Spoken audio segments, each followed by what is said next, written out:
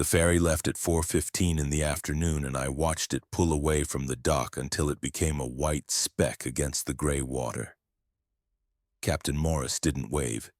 He never did on the return trips, I'd been told. Just turned the boat around and opened the throttle.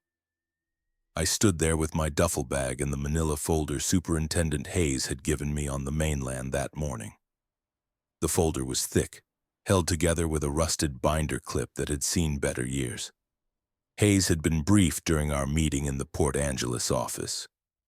"You'll have the island to yourself for 45 days, he'd said, sliding the folder across his desk. Winter caretaker position. We evacuated Keller Island after the incident last November, but the Park Service can't officially close it until the environmental assessment is complete. Someone needs to maintain the ranger station, monitor weather equipment, and keep the structure secure." I'd needed the job. My student loans were 3 months behind, and the eviction notice from my Seattle apartment gave me exactly 12 days.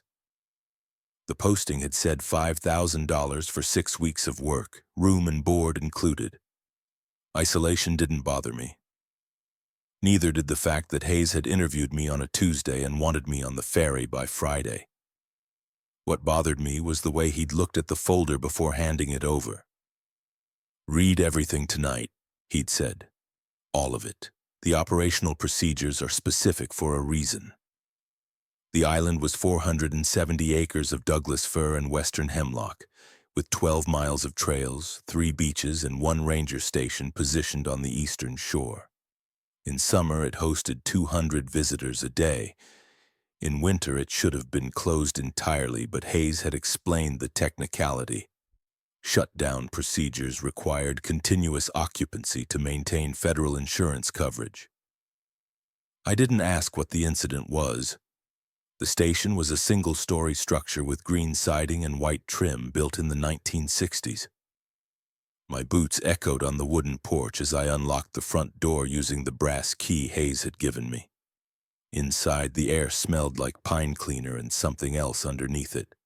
Something organic and faintly marine like seaweed left too long in the sun. The main room held a desk, 2 filing cabinets, a radio console, and a kitchenette along the back wall. A narrow hallway led to a bathroom and a bedroom barely large enough for the twin bed and dresser inside it. Everything was clean but worn, maintained past the point of comfort into pure function. I dropped my duffel on the bed and returned to the main room. The radio console was already on, a steady green light showing it was receiving power. A laminated card taped to the console listed 3 channels: Channel 4 for weather, Channel 7 for mainland Park Service, Channel 9 for emergencies. Beneath that, someone had written in faded marker, "Check 7 twice daily, 0800 and 2000 hours. Confirm receipt." I set my watch alarm for 8 o'clock. The folder sat on the desk where I'd left it. I made coffee from the supplies in the kitchenette. Hayes had promised a supply boat every 2 weeks, and opened the folder as the sun started dropping toward the tree line. The first section was standard: duty roster, emergency contacts, weather monitoring procedures, facility maintenance checklist. I skimmed through instructions for the diesel generator in the shed, the propane system, the rain gauge that needed emptying every 72 hours. Then I reached the page with the header: Operational Procedures, Mandatory Compliance. The text was single-spaced, typed on an old machine that had left several letters slightly elevated above the baseline. Someone had gone over certain words with a pen, darkening them until they stood out like bruises. I read it 3 times before I understood that these weren't suggestions. The rules were numbered 1 through 14. 1. Maintain radio contact with mainland dispatch at 0800 and 2000 hours daily. If you miss a check-in, dispatch will attempt contact 3 times at 15-minute intervals. If all 3 attempts fail, do not respond to any subsequent radio calls until the next scheduled check-in. Ignore all voices on the radio that use your first name. 2. Lock all doors and windows 30 minutes before sunset. Verify each lock twice. Count them aloud. 4 windows in the main room, 2 in the bedroom, 1 in the bathroom, front door, back door. 8 total. Do not open any door or window until 30 minutes after sunrise. 3. The northwest corner of the station has no window. Do not install or create any opening in that wall. If you hear tapping from inside that wall, leave the station immediately and wait on the porch until the tapping stops. 4. Between 2:30 and 2:45 a.m., cover the bedroom window with the blackout curtain stored under the bed. Remove the curtain at exactly 2:45 a.m. Set multiple alarms. Do not look outside during this 15-minute window. 5. The trail to Lighthouse Point is closed. The gate is locked with a red padlock. You do not have a key to this lock, and you should not attempt to access Lighthouse Point under any circumstances. If you see lights at Lighthouse Point after dark, note the time and date, but do not investigate. 6. Deer on the island move in herds of 4 to 7 animals. A deer walking alone is avoiding something. A deer walking toward the station is not a deer. Do not approach it.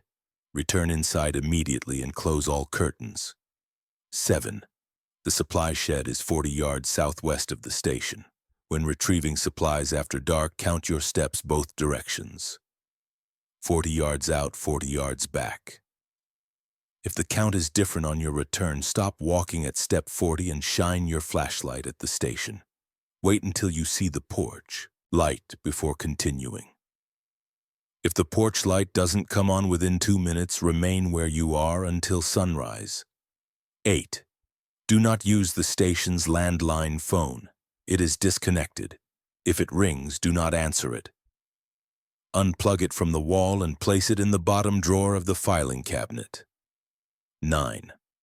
Once per week, inventory the following items: 12 flares, 6 batteries, D-cell, 2 propane tanks, 4 rolls of duct tape, 1 package of salt, 5 pounds, 12 candles, 2 flashlights, 1 emergency radio, first aid kit.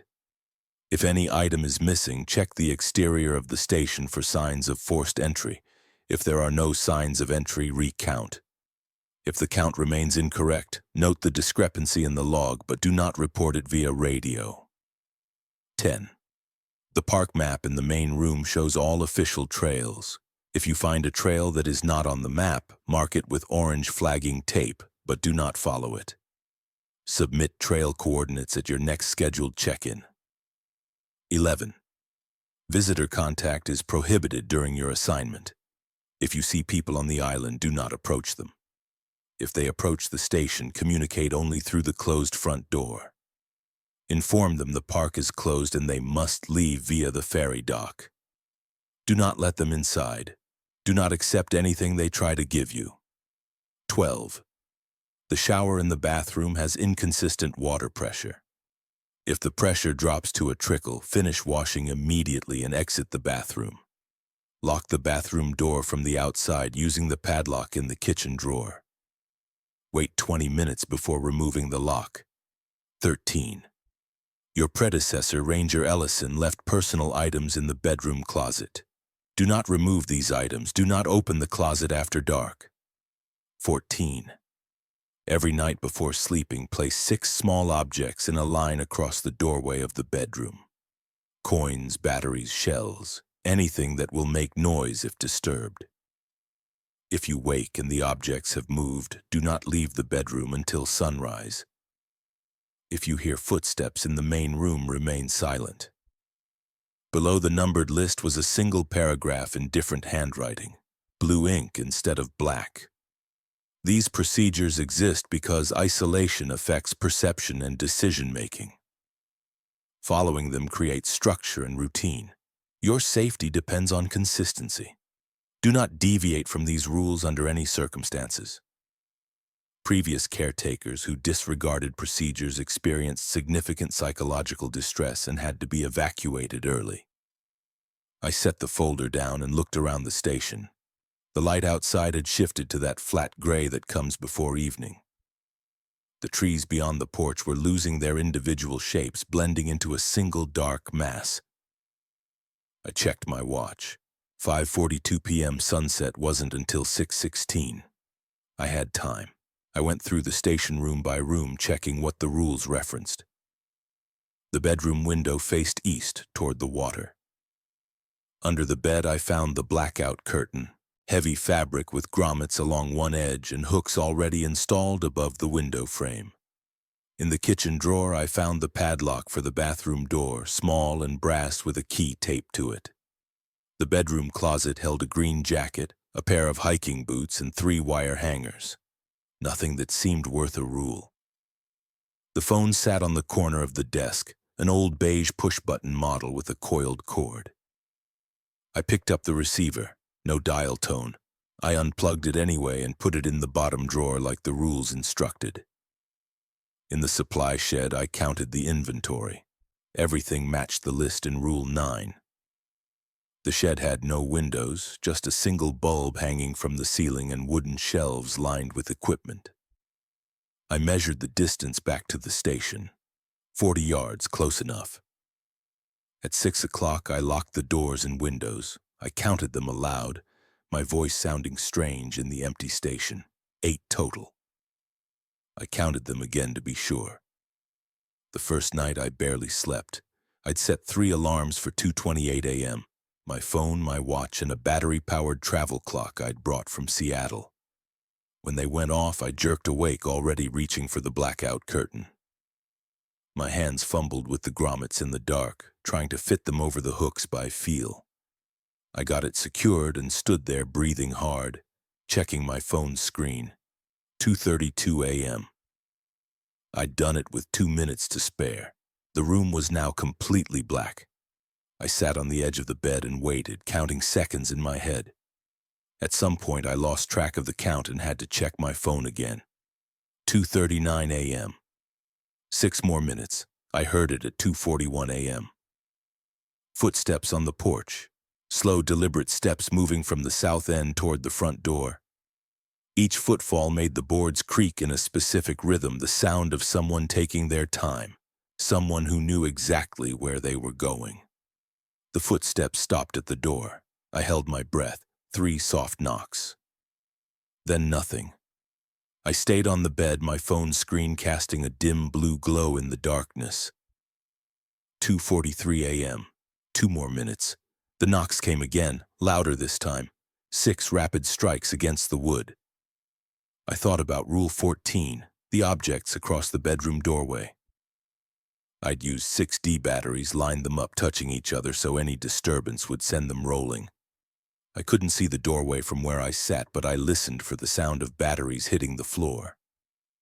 Silence. My phone showed 2:45 a.m.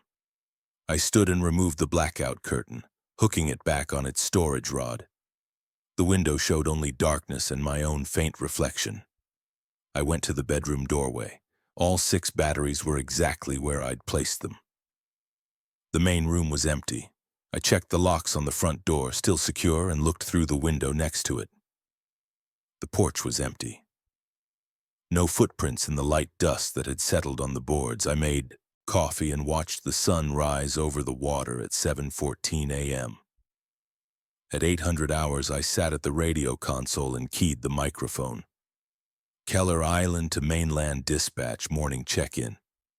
Static hissed for 3 seconds before a woman's voice came through. Mainland dispatch, we copy. Status? All secure, weather clear. No incidents to report. Confirmed, Keller Island. Next check-in at 2000 hours. Understood. The radio went silent. I spent the morning on routine tasks. I emptied the rain gauge, 4.2 inches since the last reading, and logged it in the weather notebook. I tested the diesel generator, letting it run for 20 minutes while I checked the fuel levels and oil. I walked the perimeter of the station looking for any signs of damage or animal intrusion. At one point I stopped and turned a full circle, studying the tree line. The island was quiet in a way cities never are. No traffic hum, no distant sirens, no voices bleeding through apartment walls. just wind moving through evergreen branches and the occasional cry of a gull over the water, the kind of quiet that should have been peaceful. Instead, it felt like something holding its breath. I found the red padlock on the trail gate at 2 in the afternoon. The gate was heavy steel mesh, 8 feet tall, anchored to posts sunk in concrete. The padlock was industrial grade, its red paint faded but still visible. Beyond the gate, the trail curved northwest through dense forest. I didn't have a key. I didn't want one. Back at the station, I pulled out the park map and confirmed what Rule 5 had stated. Lighthouse Point was marked at the northwest corner of the island, 2.7 miles from the ranger station. A dotted line indicated the trail and a small notation read, "Closed to public. Structural hazard." That afternoon, I hiked the southern trails, checking for storm damage and downed trees. The work was easy, meditative. By 5:30 p.m., I was back at the station with enough daylight left to eat dinner and secure everything before the 30-minute deadline. At 5:46 p.m., I locked the doors and windows.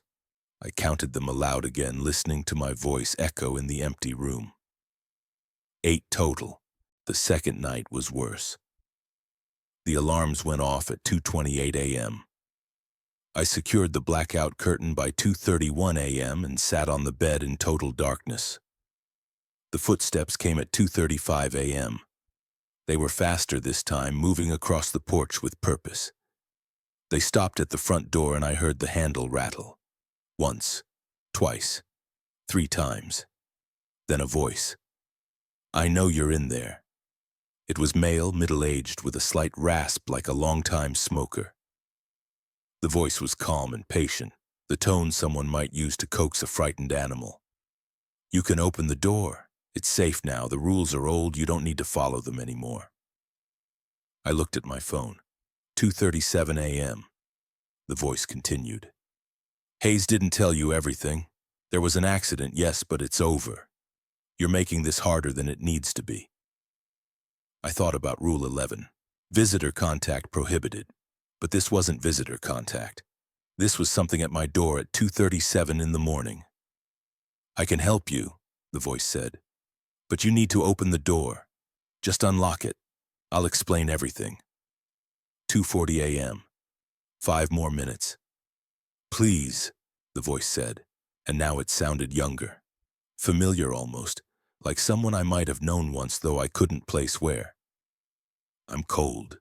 It's freezing out here. Just for a minute. Just let me come inside." 2:43 a.m. The door handle rattled again, harder, then silence. At 2:45 a.m. I removed the blackout curtain. I went to the bedroom doorway. The 6 batteries were undisturbed. The front door was still locked. Through the window I could see the porch, empty in the moonlight. But there, in the dust, I saw them. Footprints. They started at the south end of the porch, moved to the front door, and then continued around the station's perimeter. I counted them from the window, following the trail. The prints went all the way around the building and stopped at the front door again. The prints were bare feet. I didn't go outside to investigate. The days developed a rhythm. I woke at 7, made coffee, did the morning radio check at 8. I spent the daylight hours maintaining the station and walking the trails, logging observations in the notebook Hayes had provided. Deer sightings, always in groups of 4 to 6, bird species, weather changes, trail conditions. I measured distances obsessively, 40 yards to the supply shed, 73 yards to the water, 120 yards to the trailhead for Beacon Ridge. I wrote them down and memorized them. Every evening at 30 minutes before sunset, I locked everything. I counted the locks aloud. I placed 6 batteries across the bedroom doorway. Every night at 2:28 a.m., the alarms went off. On the 4th night, the footsteps came at 2:32 a.m. and the voice asked me questions. "What's your name?" I didn't answer. "How long are you staying?" "Hayes didn't tell me. I've been waiting." Silence. "Are you going to leave like Ellison did?" "He lasted 33 days. You're stronger, though, I can tell. At 2:45 a.m., I removed the curtain. On the fifth night, there were no footsteps and no voice, just silence until dawn. That's when I realized the silence was worse. The supply boat came on day 8, right on schedule. I heard the motor at 10 in the morning and walked down to the dock to meet it. The boat was a 24-foot work vessel with an enclosed cabin and cargo space at the stern. A man in his 60s climbed out and started unloading plastic bins. "You're the new caretaker," he said, not a question. "Started last week." He handed me a bin marked perishables. "How you holding up?" "Fine. Quiet. That's the idea." He passed me another bin. "You read the procedures?" "Every word." He nodded and didn't say anything else until we'd moved all 6 bins to the porch. Then he stood there, hands in his pockets, looking at the station like he was seeing it for the first time. "Ellison was a friend of mine," he finally said. "Good ranger. Knew these islands better than anyone." "What happened to him?" The man shook his head. "You read the procedures, that's all you need to know. Hayes said there was an incident. The rules are there for a reason." He started walking back to the dock. "You follow them, you'll be fine. You'll do your 45 days and go home. Just keep following them." I watched his boat pull away until it disappeared past the southern point. In the perishables bin, I found eggs, milk, fresh vegetables, bread, and a sealed envelope with my name on it. Inside was a handwritten note on Park Service letterhead. Week 2 inventory update. Replace batteries in emergency radio. Check propane connections for leaks. Monitor barometer for pressure changes below 29.5. Additional procedures below if needed. Below that was a new list labeled Amendments through FA. The trail map on the wall may not match the trails you find. If you discover a path that leads downhill toward the northwest shore, mark it with orange flagging every 10 yards. But do not follow it past the first curve. Log the location. Be radio static between scheduled check-ins is normal. If you hear voices in the static that sound like previous conversations you've had, turn the radio off until your next scheduled check-in. C. If a deer approaches within 20 yards of the station, watch its eyes. If both eyes reflect light the same way, it is a deer. If the reflection is asymmetrical or absent in one eye, return inside immediately and close all curtains. D. The water from the tap may run brown for the first 30 seconds in the morning. This is sediment from the cistern. If it runs brown for longer than 30 seconds, stop using the tap and switch to bottled water. Do not shower until the water runs clear. E. Count the windows each night when you lock them. If you count 9 instead of 8, recount immediately. If the count remains 9, identify which window is unfamiliar. Do not open that window. Cover it with duct tape and notify dispatch at your next check-in. F. If you see lights on the water after dark, note their color and direction of movement. White lights moving north to south are vessels. Any other color or direction is not. I read the amendments 3 times and filed them with the original procedures. That night I counted the windows when I locked them. 8 total. On day 10 I found the trail. I'd been hiking the Eastern Loop, a 3-mile circuit that ran along the shoreline before cutting inland through old-growth forest. The trail was well maintained, marked with blue blazes on trees every 50 feet. At the 2-mile point I noticed a path branching northwest that wasn't on my map. The path was narrow, barely visible under a layer of fallen needles. No blazes, no official marker. It descended gradually toward the northwest shore. I stopped and pulled out my map. Nothing. The official trail continued east, but this path cut away at almost a 45-degree angle. I went back to the station and got the orange flagging tape from the supply shed. The new path led through thick underbrush and past clusters of sword ferns. I tied flagging at the trailhead, then every 10 yards as I walked. At 70 yards, the path curved sharply left and began descending more steeply. I stopped there. The path continued down out of sight. I could see more forest below, denser and darker than the area around the station. Somewhere in that direction was the northwest shore. Somewhere in that direction was Lighthouse Point. I tied one final flag and hiked back to the station. In the notebook, I logged the location. 48.3241 to Yen, 123.1876 to W New Trail, unmarked, descending northwest. Flagged but not explored beyond 100 yards. At 2000 hours, I reported it during my check-in. "We copy, Keller Island," the dispatcher said. "Make no further exploration of unmarked trails. We'll update your map at next supply delivery." Understood. But I kept thinking about it. A trail that wasn't on the map. A trail going toward the place I'd been explicitly told not to visit. That night, the footsteps came at 2:31 a.m. This time, they didn't stop at the door. They circled the entire station, slow and methodical. I sat in the dark and listened to them move past the bedroom window, past the bathroom, around the northwest corner, the corner with no window, past the back door and around to the front again. The voice spoke at 2:38 a.m. "You found it," it said. "I knew you would. Everyone finds it eventually." I checked my phone. 6 minutes until I could remove the curtain. "Ellison found it on day 12. He followed it all the way down. Do you want to know what he saw?" Silence. He saw me. At 2:45 a.m., I removed the curtain. I went to the doorway. 5 batteries were still in line. One battery sat 3 feet away next to the wall. I stared at it for a long time. Then I picked it up and placed it back in line with the others. I didn't mention it in my next radio check. Day 15 brought fog.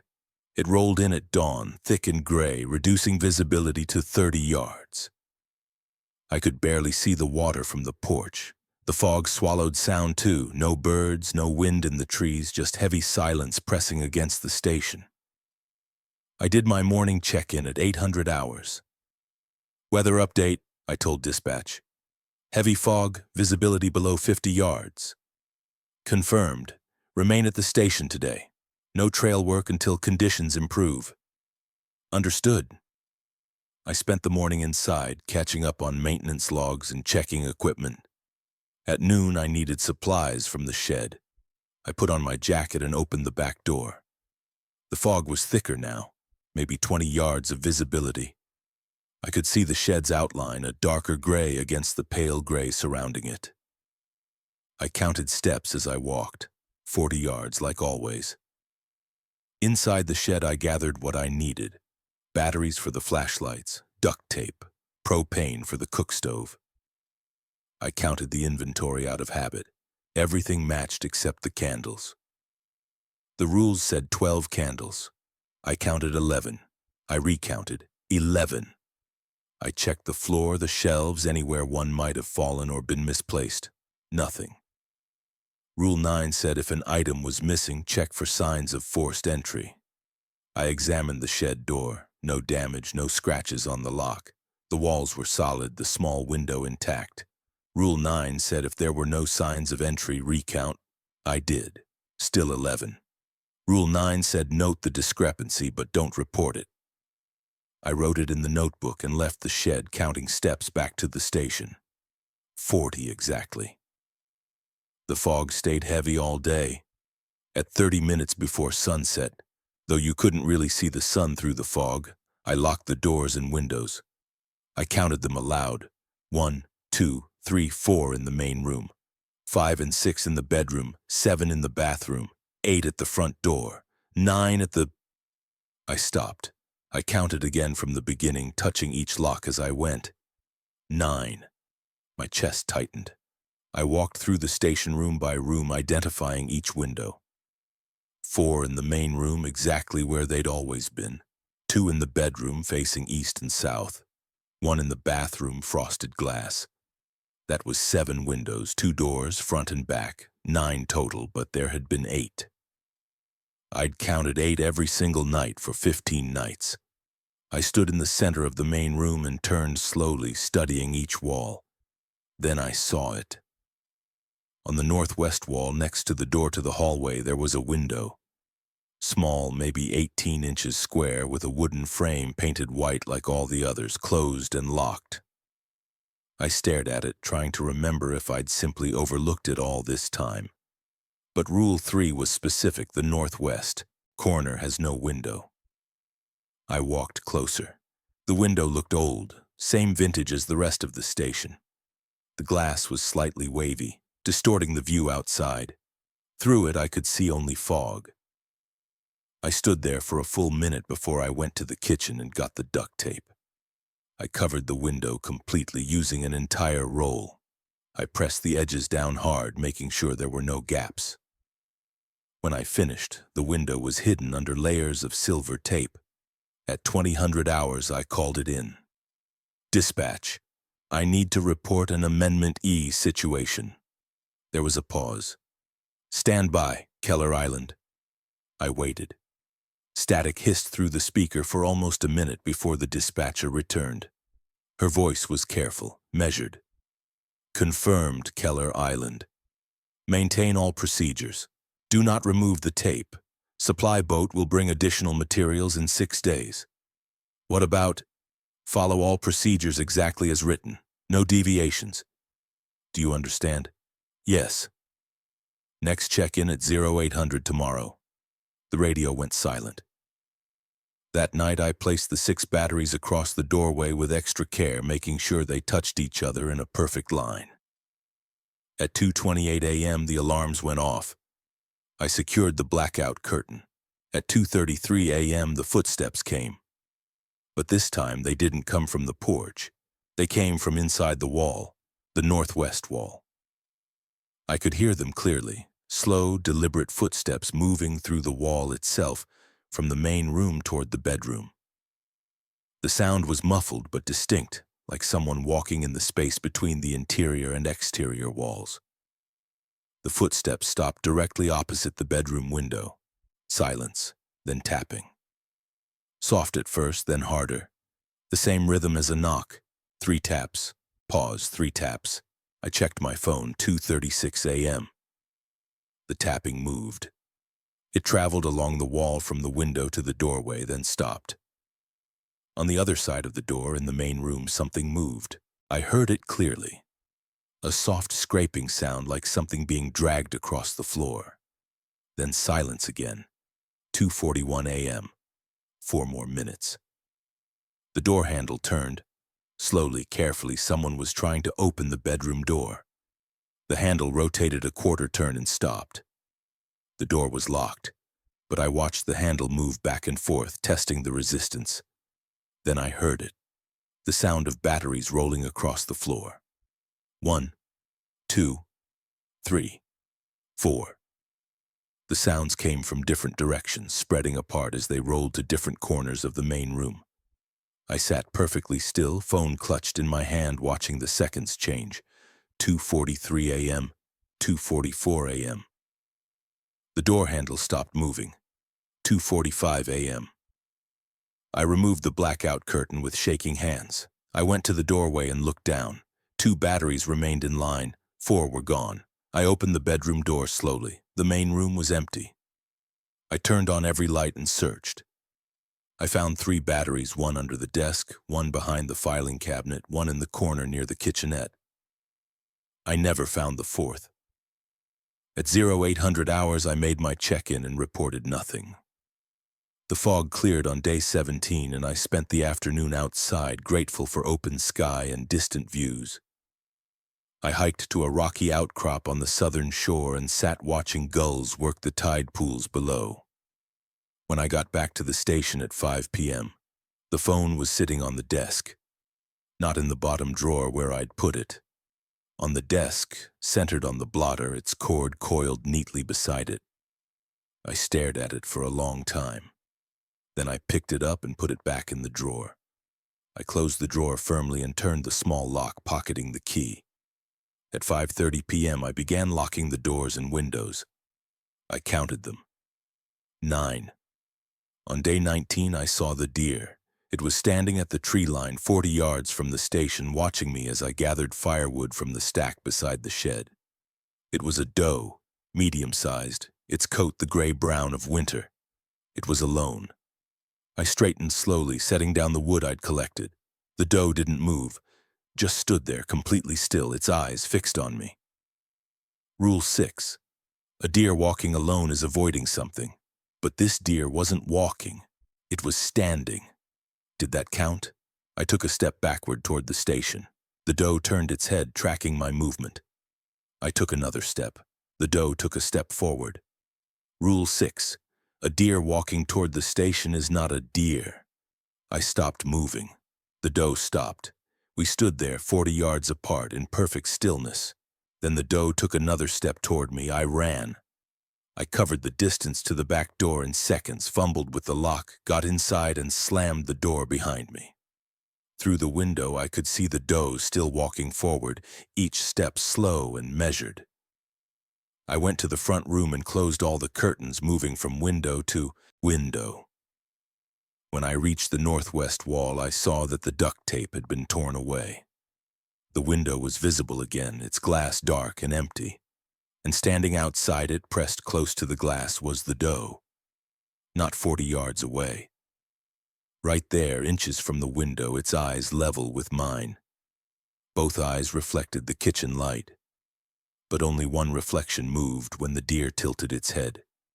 I grabbed the duct tape and covered the window again, using 2 rolls this time. I pressed it down hard, layer after layer, until no glass was visible.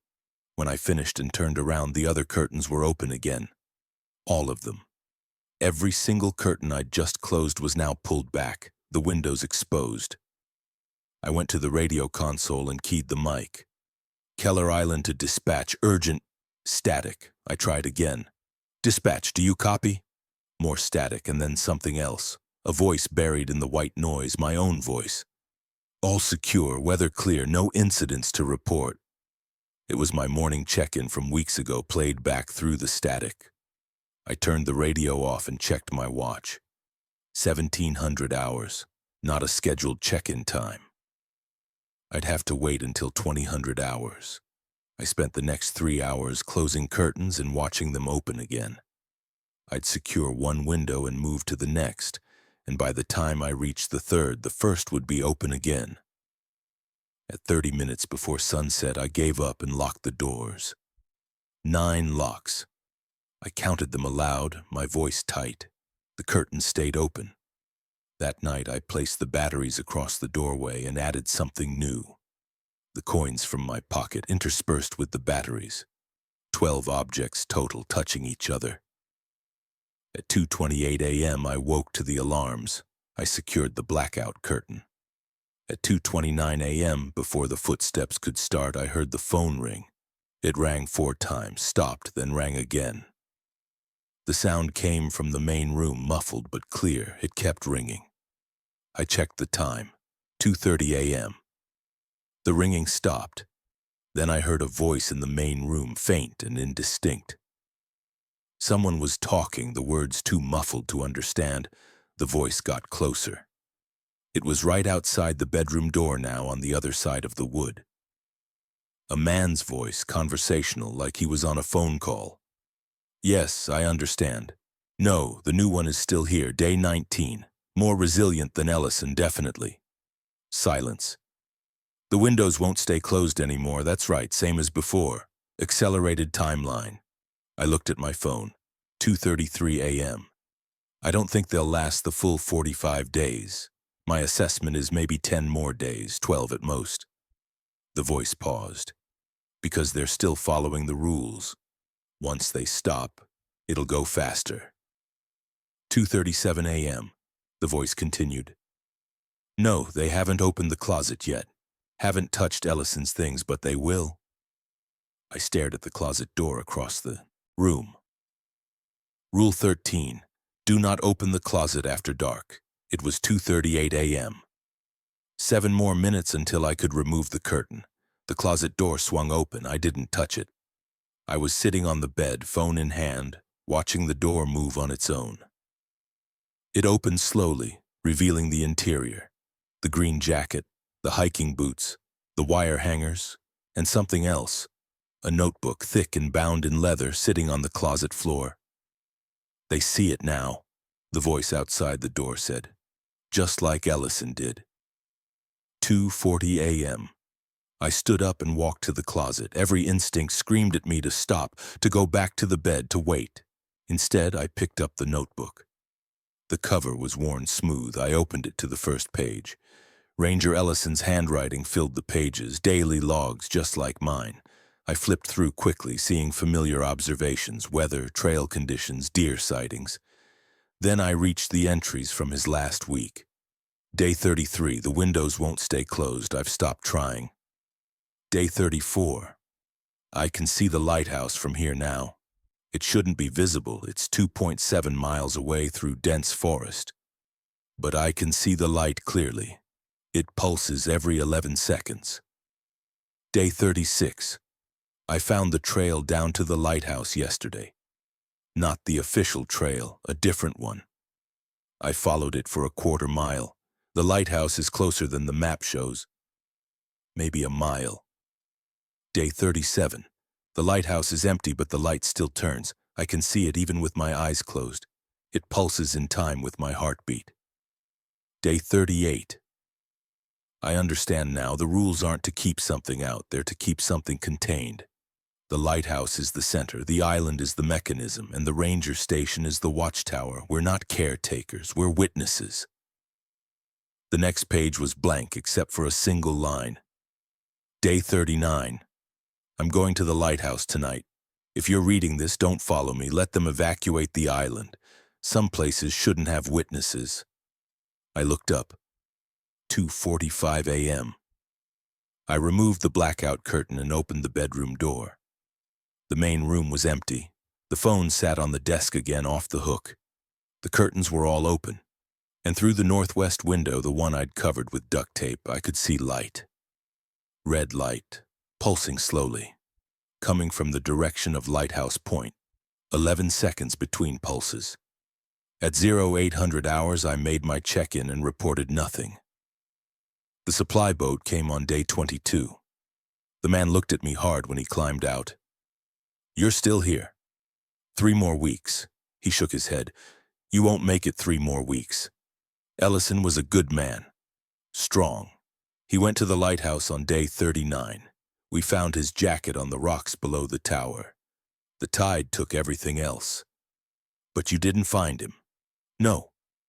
"And you didn't close the island then?" The man was quiet for a moment. "The Park Service can't close it until the environmental assessment is complete. That's what Hayes told you. But that's not the real reason. The island closes itself when it's ready. Until then, someone has to be here. Someone has to maintain the witness." "Witness what?" "That's what Ellison wanted to know. That's what pulls everyone to the lighthouse eventually, curiosity." After he left, I found more amendments in the supplies. G.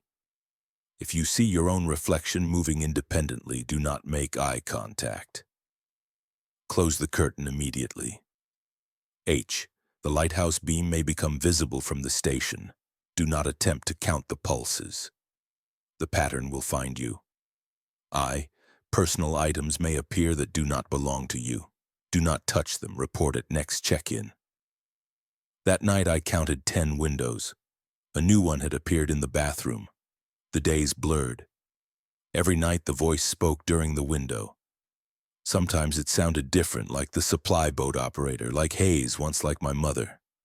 I never responded. On day 28, I found Ellison's green jacket hanging on a chair. I reported it. 3 days later, it was gone. On day 31, I woke up outside at 3:47 a.m., standing at the northwestern trail with no memory of leaving. I walked back. Inside, everything was scattered. On day 33, I counted 12 windows. On day 35, I stopped sleeping entirely. Just sat awake, waiting for 2:30, then waiting for dawn. On day 36, I hiked toward the lighthouse. I followed the unmarked trail down, counting 800 steps before I saw it through the trees, less than a quarter-mile away. White tower with a red beacon, much closer than 2.7 miles. I turned back. That night I counted 15 windows. On day 38, the supply boat didn't come. I radioed dispatch. Weather delay, they said. Next delivery day 41. That night the voice said, 3 more days until you're ready.